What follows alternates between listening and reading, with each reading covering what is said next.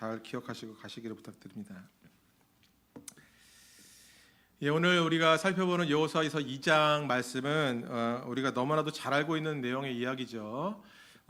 그런데 우리가 이 익숙한 내용을 대함에 있어서 한 가지 좀 질문을 던져볼 필요가 있다라고 생각합니다. 그것은 왜 여호수아는 하나님께서 명하시지도 않은 정탐꾼을 여리고로 들여보냈냐는 것이죠.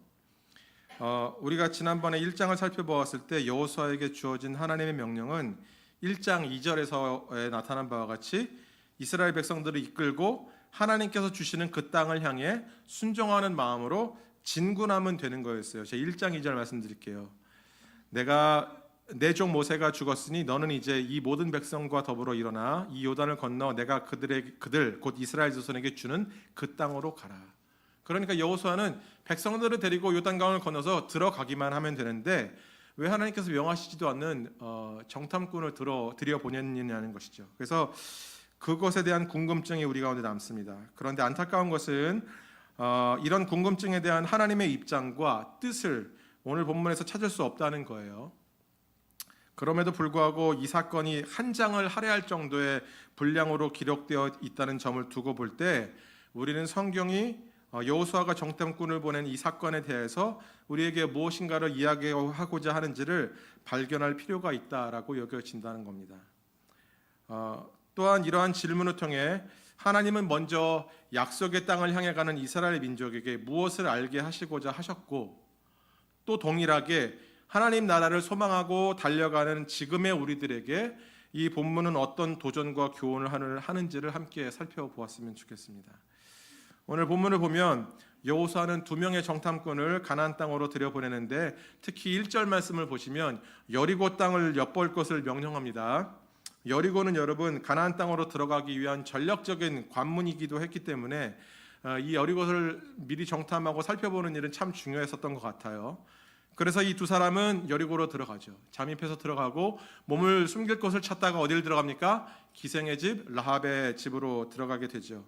그런데 재밌는 것은 2장 2절부터 보시면 들어가자마자 정체가 다 탄로가 나요. 만천하의 신분과 정체를 숨기고 들어가서 이제 살펴봐야 정탐의 의미가 있는데 뭐 들어가는 초장부터 나 들어간다 이렇게 만천하에 공지하고 들어가는 것처럼 여리고 왕에게까지 이미 정탐꾼이 여리고 땅에 잠입했다는 것이 소식이 들어가게 된다는 것이죠.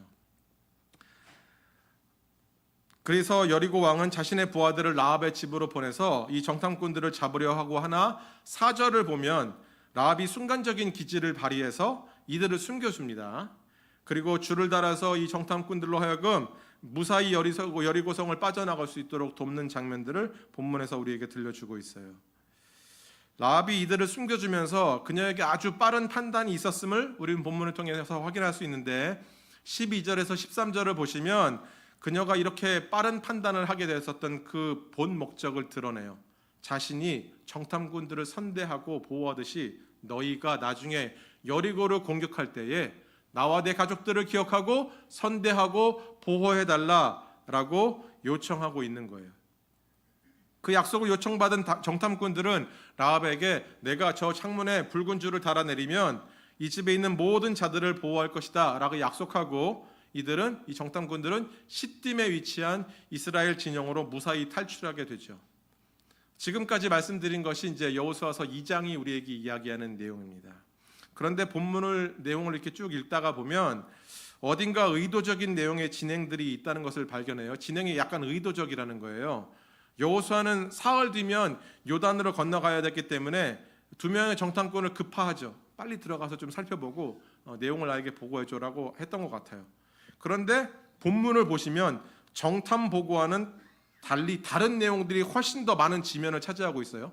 정탐 보고는 되게 조금 나와 있고 다른 내용이 가득해요. 특히 민수기 14장에서 15장 보시면 이제 예전에 12명의 정탐꾼을 가나안 땅으로 들여보내죠. 10명이 갔다 와서 우리는 메뚜기와 같고 이렇게 얘기하면서 온 이스라엘 백성들이 이제 슬픔에 빠지고 도탄하게 되고 하나님께서 믿음으로 취하라고 하셨던 그 약속의 땅으로 들어가기를 거부했었던 사건, 여러분들 그 사건 기억하시리라 믿습니다. 그 민수기 14장과 15장에 보면 오늘 정탐했던 모든 정탐 보고가 자세하게 나와 있는데 그 정탐 후 보고와 오늘 본문에 나타난 보고를 보면 상당히 여호수아서 2장은 제한적인 부분만 언급하고 있어요. 사실 앞서서 언급드린 바와 같이 여호수아가 정탐꾼을 여리고로 보내는 과정은 하나님의 명령이나 뜻이 나타나지 않은 것으로 봐서 이 사건은 이스라엘의 리더인 여호수아 스스로가 판단하고 계획한 것으로 볼 수 있습니다. 여러분, 여호수아는 40년 전에 이미 이제 이 땅을 둘러본 자였어요. 민수기 14장 25절에 의하면 이들이 이제 가나안 땅에 들어가서 며칠을 머뭅니까? 40일 동안 머물러요. 40일 동안 머물면서 이것저것을 다 둘러봤겠죠. 전략적 요충지라든지 이들의 취약점이라든지 이들의 민심이 어떻고 이들이 지금 어떤 상황 가운데 처해 있는지 얼마나 기골이 장대한지 이것들을 다 둘러보고 왔을 거예요. 그래서 그는 여리고를 포함한 가나안 땅에 대한 나름대로의 지식을 가진 자였던 것을 우리가 알 수 있습니다. 그러나 그는 이 땅을 향해서 진군하기 전에 무엇인가 확인하고 싶었던 것이 있는 것 같아요. 그것이 정확히 무엇인지는 본문이 언급하고 있지 않기 때문에 알 수 없어요. 여러분 생각해 보세요. 아무리 여호수아가 하나님께서 인도하시는 수많은 기적들을 보고 하나님이 어떤 분이신지를 잘 알아도 또 다른 문제 앞에서 두려울 수 있고 또 다른 문제 앞에서 당황할 수 있는 것 아니겠어요? 여러분 우리도 그렇잖아요. 하나님께서 우리에게 주시는 충만한 믿음과 성령의 충만함에 따라 때로는 우리가 어려운 일들을 마주할 때 넉넉히 이기고 견뎌낼 수 있는 힘이 있지만 또 다른 상황 가운데 예기치 않은 일들을 마주하게 될 때마다 눈에 보이는 모든 상황들로 인해서 우리는 두려워 떨기 시작한다는 거예요. 여호수아도 마찬가지였겠죠. 그래서 정탐꾼들을 들여보내지 않았을까라고 생각합니다. 그런데 정확하게 그 이유는 설명되고 있잖아요. 오늘 본문 23절과 24절을 보면 제일 마지막 절이에요. 여리고를 다녀온 정탐꾼들의 보고 내용이 소개되는데 여리고의 전력, 인구수, 취약점, 어느 곳을 공략해야 되는지, 공략하면 여리고를 쉽게 무너뜨릴 수 있는지에 대한 보고는 전혀 기록이 되어 있지 않아요. 그리고 라합으로부터 들었었던 여리고 거민들의 민심과 그들이 이스라엘 백성들을 어떻게 생각하고 있는지에 대한 이야기만 얘기해요. 이런 내용은 본문이 우리에게 무엇인가를 다른 이야기를 하고 싶다는 것을 내비치고 있다라고 볼 수 있습니다. 여호수아가 무엇을 확인하고자 했는지에 대한 설명은 없지만 23절에서 본문은 라합을 통해 들었던 이야기 이외에 다른 내용들, 제가 23절 읽어드릴게요. 그 두 사람이 돌이켜 산에서 내려와 강을 건너 눈의 아들 여호수아에게 나아가서 그들이 겪은 모든 일을 고하고, 그러니까 그들이 겪은 모든 일을 고하고 라는 짧은 표현을 통해서 의도적으로 무슨 일이 있었는지를 그냥 싹 함축해버려요. 짧게. 그렇다면 오늘 우리가 대하는 여호수아 2장의 내용은 정탐꾼을 보내 여리고 주민의 동태를 확인하는 것보다 다른 것을 드러내고자 하는 목적이 있다는 것을 우리는 파악할 수 있고 추측할 수 있죠.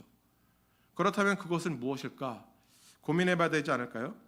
오늘의 본문에 있어서 가장 핵심이 되는 내용은 저는 8절부터 시작되는 라합의 이야기라고 생각해요. 9절을 보면 그녀가 정탐꾼을 숨겨주게 된 배경을 소개합니다. 라합은 여호와 하나님께서 이 가나안 땅을 이스라엘 백성에게 주신 것을 자신도 알고 있다고 고백해요. 나 알고 있어. 하나님께서 이 땅을 너희에게 주신 줄 알고 있어. 이렇게 얘기해요. 그러니 이 여인은 하나님의 존재도 그리고 그분의 일하심도 믿고 있음을 드러내고 있는 거죠. 그리고 그 땅에 거하는 자들이 이스라엘 백성들을 심히 두려워하고 있다는 정보를 들려줌으로써 단순히 라합뿐만 아니라 실은 모든 가나안 거민들이 여호와 하나님의 존재와 일하심을 들었고 지금 이스라엘 백성들을 두려워하는 그들의 상황은 단순한 두려움이 아니라 하나님의 존재와 그분의 역사를 인정하는 셈이 된다는 것을 우리는 라합의 고백을 통해 확인할 수 있어요. 그리고 10절에서 하나님께서 이스라엘을 위해 어떤 일을 행하셨는지를 조목조목 말해줍니다. 그래서 그녀가 정확한 정보를 가지고 있고 그 정보를 바탕으로 11절에서 라합은 여호와 하나님에 대한 그녀의 지식과 믿음을 드러내고 있어요. 하나님은 하늘에서도 땅에서도 하나님이시다라는 신앙을 고백합니다. 이러한 라합의 고백은 이 두 명의 정탐꾼이 여호수아에게로 돌아가 알린 주된 보고의 내용이 되고 있음을 24절은 우리에게 들려줘. 24절이 그렇잖아요. 또 여호수아에게 이르되 진실로 여호와께서 그 온 땅을 우리 손에 주셨으므로 그 땅의 모든 주민이 우리 앞에서 간담이 녹더이다 하더라. 라합에게 들었었던 그 얘기를 고스란히 전달하고 있는 거예요. 그렇다면 이러한 라합의 고백을 통해 하나님은 무엇을 드러내고자 하셨고 무엇을 깨닫게 하시고자 하셨을까요? 아마도 그것은 신실하게 약속을 이행하시는 하나님이 어떤 분이신지를 알게 하시고자 함이었다라고 볼 수 있어요. 여러분 1장 3절에 하나님은 여호수아에게 이렇게 말씀하세요. 너희 발바닥으로 밟는 모든 곳은 내가 너에게 주었노니 너희가 들어가서 밟으면 줄게, 이게 아니고요. 이미 주셨다고 완료형으로 기록되고 있어요. 하나님께서 언급하신 이 약속을 오늘 본문 9절에 나타난 라합의 입을 통해 여호수아를 포함한 이스라엘 백성들은 또다시 확인하게 되는 거죠. 오늘 본문에도 라합은 이렇게 얘기합니다. 이 땅을 너희에게 주실 줄을 아노라가 아니에요.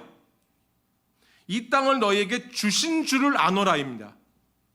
동일하게 완료형으로 표현되고 있는 거죠. 영어의 표현으로 봐도 I know the Lord has given you. I know has given you. 이미 주셨다는 것을 알고 있다는 거예요. 라합의 고백을 통해 우리가 확인할 수 있는 것은 이미 하나님의 약속은 진행되었고 진행되고 있다는 거예요. 여호수아는 지금까지 하나님께서 어떤 일을 해오셨는지 직접 눈으로 다 본 사람이지만 아까 말씀드린 바와 같이 이스라엘을 대표하는 리더로 200만 명이나 되는 사람들을 끌고 이제 그 땅으로 들어가는 상황에서 여러분 조바심과 두려움이 가득했을 거라고 여겨져요. 그래서 1장 6절에서도 하나님은 여호수아에게 이렇게 말씀하시죠. 강하고 담대해.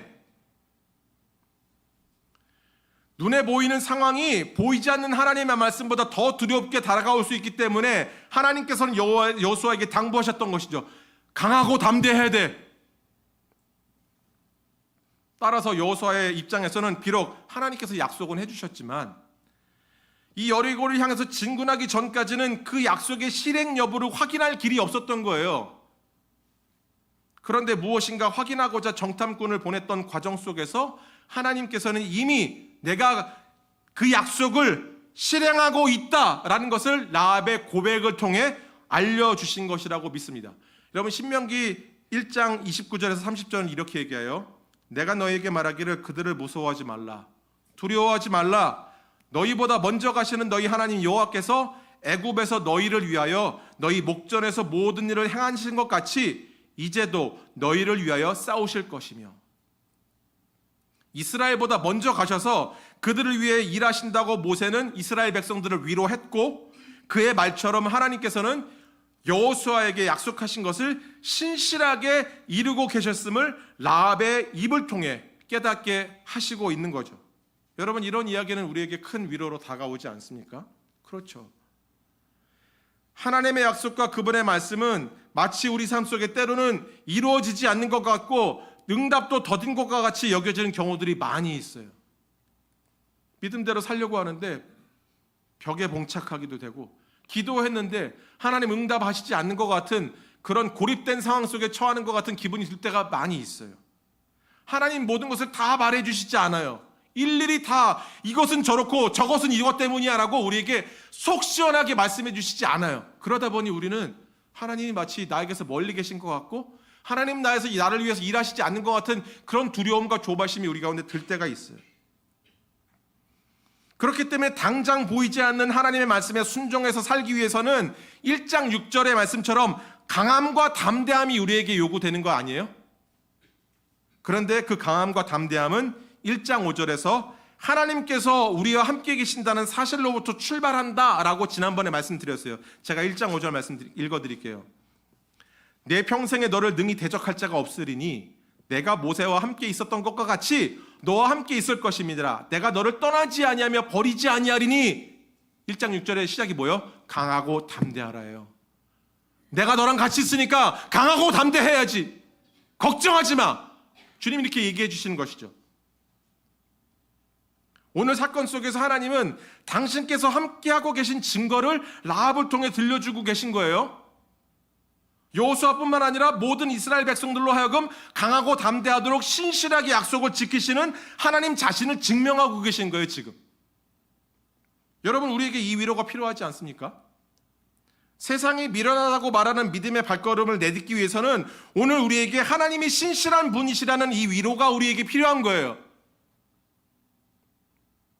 오늘을 살아내기 위해서는 그 어떤 신비한 기적이 필요한 것이 아니라 우리의 삶을 이끌고 계시는 그 하나님이 누구신지를 말씀을 통해 확인하는 작업이 필요한 거예요. 그래서 그 말씀 속에 하나님을 알아가고 배워가는 것은 오늘을 위한 힘을 얻게 된다는 것을 본문은 우리에게 들려주는 거죠. 얼마나 중요한지 모릅니다. 이런 예배의 자리가 그런 자리가 되어야 되는 거죠. 하나님이 나의 삶에 일하고 계시다는 그 사실과 그 약속과 그 확신을 얻어가는 자리가 예배의 자리가 되어야 되는 거죠.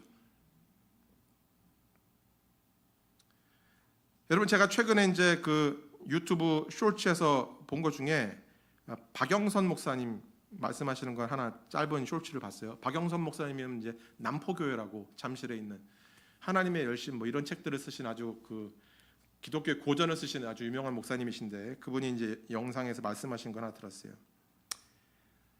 이제 출애굽기에서 하나님께서 모세에게 나타나시죠. 타지 않는 떨기나무 가운데 모세를 만나 주세요. 아시죠? 저만 알고 있는 거 아니죠? 나는 모르는데 이런 표정들을 하고 계신 분들이 이쪽에 좀 더 많이 계신 것 같아요. 죄송합니다. 이쪽을 제가 또 하는 거 아니고. 타지 않는 나무 가운데 모세를 만나 주세요. 근데 이제 그때 하나님께서 모세에게 야, 이스라엘 백성들을 이끌고 이제 내가 너에게 명하는 그 가나안 땅으로 이제 들어가야지 라고 하실 때 모세가 이렇게 얘기합니다. 아유, 제가 뭐라고 감히 바로에게 가가지고 이스라엘 자손들을 내달라고 이끌어 가겠다고 말할 수 있겠습니까? 이렇게 대답을 해요. 근데 이 목사님이 뭐라고 이 부분을 해석하시냐면, 여태껏 무엇이다가 이제 와서 그러세요? 라는 거예요. 40년 전에 모세가 왕자의 신분으로 자기의 백성을 구해보려고 분연이 일어났을 때는 하나님이 침묵하셔서 도망자의 신세로 쫓겨났고, 이제 세월이 40년이 흘려가지고 나이가 80이 됐는데 이제 와가지고 뭐 하겠다는 거예요? 라는 식으로 얘기했다는 거죠. 틀린 말 아니죠. 모세도 그렇게 이해가 안 되지 않겠어요? 내가 예전에 그렇게 뜨거운 열심으로 일어날 때는 가만히 계시더니 40년 동안 말씀도 안 하시더니 이제 와가지고 뭘 하겠다는 거예요. 이렇게 들려지는 거죠. 근데 출애굽기 3장 14절에 하나님이 이렇게 대답하십니다. 나는 스스로 있는 자니라. 이 말씀을 박영선 목사님이 어떻게 해석하시냐면, 나는 나의 길을 중단하지 않는다 라고 말씀하세요. 모세가 스스로 미디안 광야에서 헛수고했다고 생각하는 그 시간에도 하나님은 함께 계셨고 모세를 준비한 시간이라고 말씀했어요. I'm never stop being your Lord. 한 번도 멈춘 적이 없어. 네가 볼 때 허탄한 시간, 허송세월 보냈다고 생각하지? 아니야 라고 말씀해 주신다는 영상을 저는 본 적이 있어요. 여러분, 오늘 본문에 나타난 라합의 고백을 통해 하나님은 여호수아와 이스라엘 백성에게 있어서 그들의 하나님이시기를 포기하지 않고 계심을 들려주고 계세요. 나 한 번도 멈춘 적 없다. 내가 약속한 거 지키고 있어. 봐, 라합의 입을 통해서 들려주고 있잖아. 저 거민들이 다 떨고 있잖아. 내가 일하고 있다는 거야. 냉혹한 현실 속에서도 오늘도 믿음의 발걸음을 내딛고 있는 우리에게 하나님의 이 말씀을 통해 우리 각자를 위해 여전히 신실하게 일하고 계시는 분이심을 들려주시고 우리의 믿음을 요구하고 계신 것이죠. 여러분, 때로는 말씀 속에 이해되지 않지만 여러분의 주변에 있는 분들을 통해 하나님 일하고 계세요. 내가 너희를 위해서 저 사람을 통해 너를 위해 기도하고 있어. 저 사람을 통해 너를 위로하고 있어. 하나님 그렇게 우리에게 들려주시고 말씀하실 때가 있어요. 증명해 주세요. 살아계시고 한 번도 일하기를 멈춘 적 없고 내가 너의 하나님이기를 포기한 적이 없고 나를 믿어야지. 내가 너를 이끌고 가고 있는데 어디다 눈을 돌리고 있냐? 나와봐라, 나. 주님 그렇게 얘기하시고 우리에게 들려주고 계신 것이죠. 여러분, 그렇다면 본문은 라합의 이야기를 통해 이스라엘 백성들과 수천 년이 지난 이 시대를 살아가고 있는 우리에게 또 무엇을 말씀하고 계실까요? 하나님의 이끄심을 따라 살아가는 것만이 유일한 길임을 발견하게 하신다, 저는 믿습니다. 오늘 본문 10절을 보면 라합은 두 명의 정탐꾼에게 이렇게 얘기해요. 너희가 애굽에서 나올 때 여호와께서 너희 앞에서 홍해 물을 마르게 하신 것과 너희가 요단 저쪽에 있는 아모리 사람에게 두 왕 시온과 옥에게 행한 곧 그들을 전멸시켰던 일을 내가 들었다는 거예요. 우리가 들었다는 거예요. 다 들었다는 거예요. 모든 사람들이. 저는 이제 여기 10절에 나타난 라합의 고백 중에 홍해를 건넌 사건 뒤에 언급되었던 요단 동편을 점령하는 사건에 대해서 잠깐 이야기를 나누고 싶어요. 10절에 나타난 아모리 사람의 두 왕 시온과 옥을 전멸시킨 사건은 민수기 21장과 신명기 2장에 언급되는 사건입니다. 이 전쟁이 가지는 각별한 의미는 특별한 사건이 된다는 것을 우리에게 들려주고 있고, 라합의 고백을 통해 특별한 사건이 된다는 것을 본문은 얘기하고 있어요. 여러분, 출애굽 1세대는 아까 제가 말씀드렸죠. 40년 전에 가데스 바네아에서 12명의 지파를 대표하는 정탐꾼들을 뽑아가지고 40일 동안 가나안 땅으로 들여보내요. 정탐을 쫙 해요.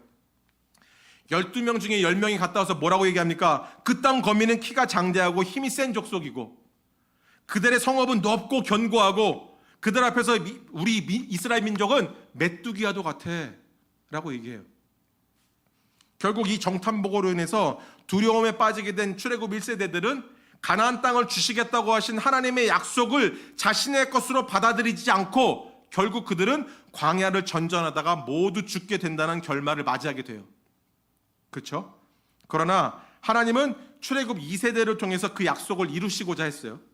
광야를 전전하던 출애굽 2세대를 하나님은 가나안 땅으로 이끌어 가셨고요.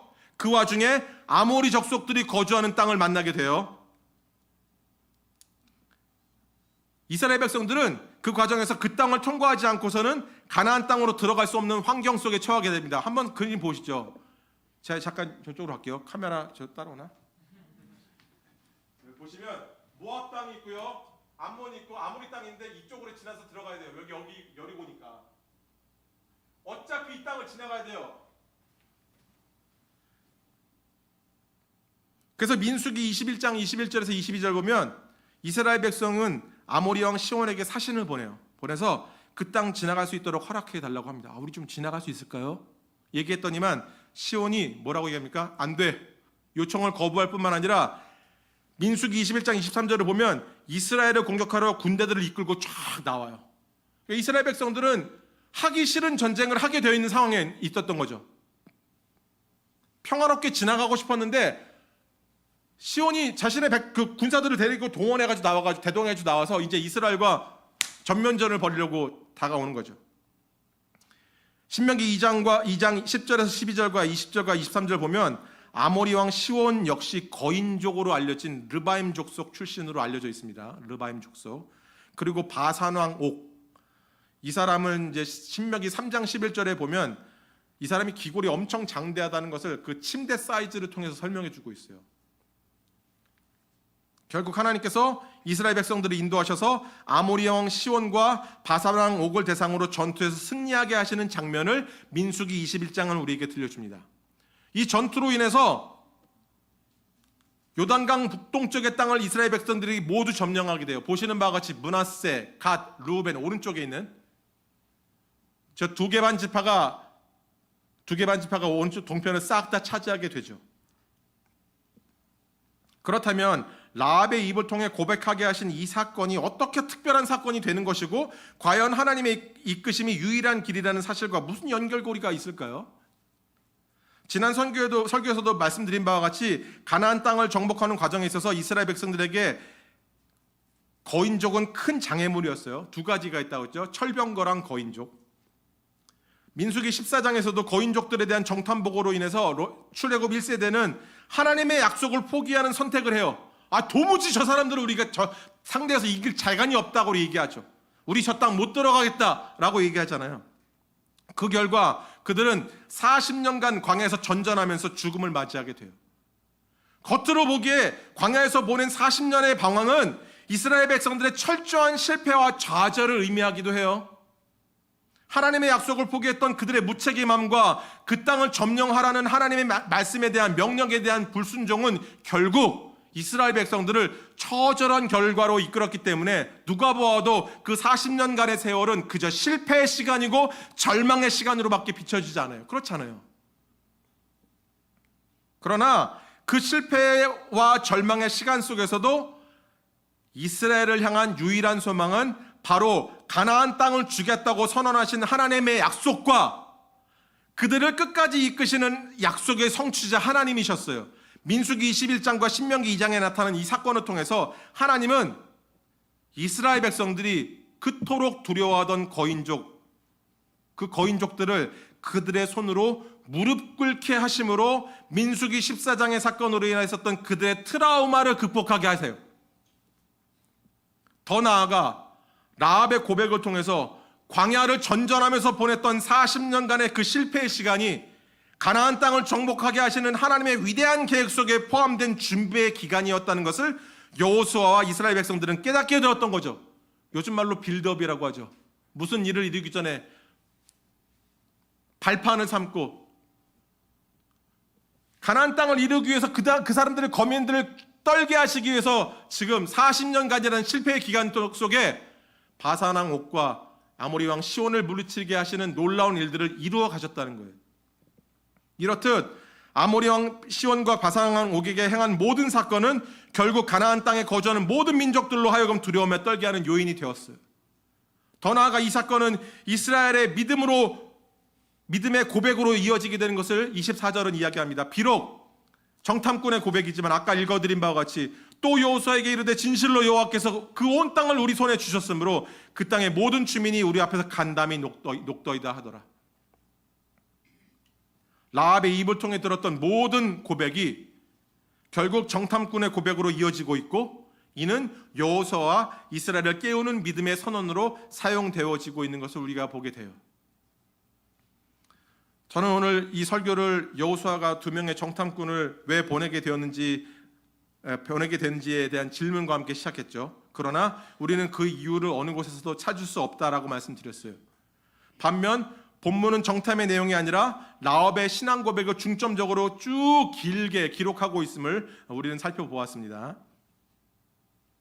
하나님께서 이 정탐의 과정에 대한 당신의 입장과 뜻을 밝히고 계시지는 않지만 이 정탐의 과정을 통해 분명히 들려주시고 깨닫게 하시고자 했었던 점이 있었다는 것을 우리는 함께 나눴어요. 하나님은 당신의 백성들에게 자신이 어떤 분이신지를 알게 하시고자 하십니다. 동시에 그분의 인도함을 따라 사는 것만이 유일한 소망이 된다는 것을 라합의 고백과 역사적인 사건을 통해 증명해 보여주신 거예요. 여러분, 라합의 직업이 뭐였습니까? 기생이었죠. 자신의 집을 드나들던 사람들을 통해 이스라엘의 하나님에 대한 소식을 들었을 거예요. 그리고 그동안 자신이 붙들고 있었던 여리고의 신을 버리고 여호와 하나님을 붙들기 시작합니다. 이것이 가능했었던 이유는 하나님이 어떤 분인지를 발견했기 때문에 그래요. 여러분, 여리고를 정탐하듯이 우리 또한 세상이 돌아가는 세태와 상태를 각별하게 살피고 돌아보는 것이 이 땅에서 우리로 하여금 안전을 보장받을 수 있도록 하는 것처럼 여겨지지 않나요? 세상이 어떻게 돌아가는지, 주식이 얼마나 오르고 어떤 직장을 구해야 되는지, 내 자녀가 어떤 교육을 받아야 되는지, 어떤 방법으로 자녀를 교육해야 되는지, 이런 것들을 우리가 살펴봐야지만이 이 땅 가운데서 도태되지 않고 살아갈 수 있는 좋은 방법이라고 우리는 생각하고 그렇게 살아가지 않습니까? 그러나 그런 정탐은 실효가 없고 라합을 통해 붙들고 계신 하나님이 어떤 분이신지를 다시 발견하는 것이 유일한 길이고 답이라는 것을 오늘 우리에게 들려주시는 거예요. 비록 이방 여인이었지만 하나님을 향한 믿음의 선택을 했던 그 한 여인의 삶을 통해 하나님은 이스라엘을 깨우시고 동시에 지금 이 땅에 살아가는 하나님의 백성들 우리들에게 우리의 생각에 기대는 대신, 우리의 경험에 기대는 대신 온 마음 다해 하나님을 믿고 신뢰할 것을 오늘 본문은 우리에게 도전하고 있는 거예요. 여러분, 우리가 이 예배 처소를 떠나서 우리의 삶의 현장으로 돌아가기 전에 하나님이 어떤 분이신지를 다시 한번 이 말씀 속에 확인하는 은혜가 우리 모두 가운데 있기를 간절히 원합니다.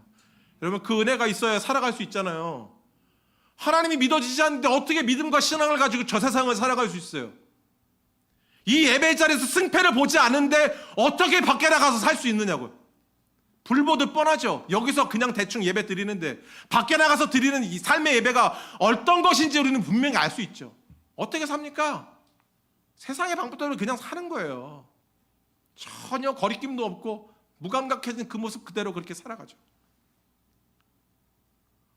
이 길만이 진리라는 것을 주님께서 우리에게 말씀해 주시는데, 여기서 그 믿음과 은혜를 회복하지 않고 우리의 삶으로 돌아가는 것은 우리의 책임을 회피하는 거예요. 또다시 거인족들이 두려워 하나님께서 주시는 명령과 그 뜻을 따라 살기를 거부하는 결론이 우리 삶에 또 일어나게 벌어지게 될 거라는 사실이죠. 그래서 여러분, 주일날 드리는 예배는 참 중요합니다.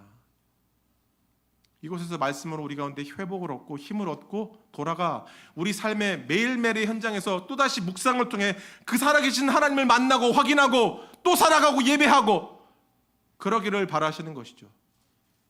믿음이 없이는 기쁘시게 못해요.